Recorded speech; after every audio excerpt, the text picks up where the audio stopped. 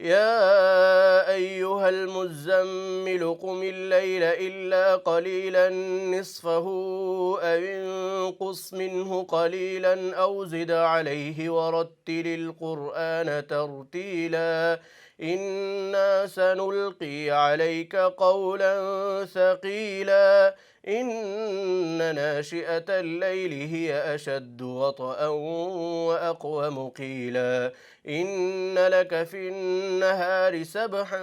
طويلا واذكر اسم ربك وتبتل إليه تبتيلا رب المشرق والمغرب لا إله إلا هو فاتخذه وكيلا واصبر على ما يقولون واهجرهم هجرا جميلا وذرني والمكذبين أولي النعمة ومهلهم قليلا إن لدينا أنكالا وجحيما وطعاما ذا غصة وعذابا أليما يوم ترجف الأرض والجبال وكانت الجبال كثيبا مهيلا إنا أرسلنا إليكم رسولا شاهدا عليكم كما أرسلنا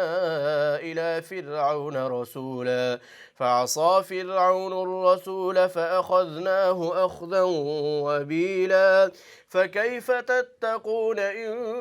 كفرتم يوما يجعل الولدان شيبا السماء منفطر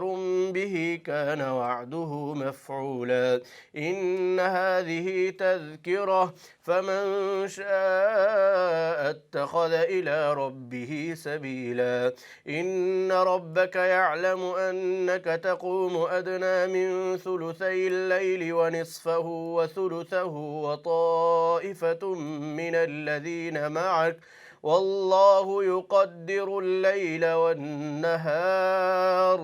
علم أن لن تحصوه فتاب عليكم فاقرؤوا ما تيسر من القرآن علم أن سيكون منكم مرضى وآخرون يضربون في الأرض يبتغون من فضل الله وآخرون يقاتلون في سبيل الله فاقرؤوا ما تيسر منه وأقيموا الصلاة وآتوا الزكاة وأقرضوا الله قرضا حسنا وما تقدموا لأنفسكم من خير تجدوه عند الله هو خيرا وأعظم أجرا واستغفروا الله إن الله غفور رحيم.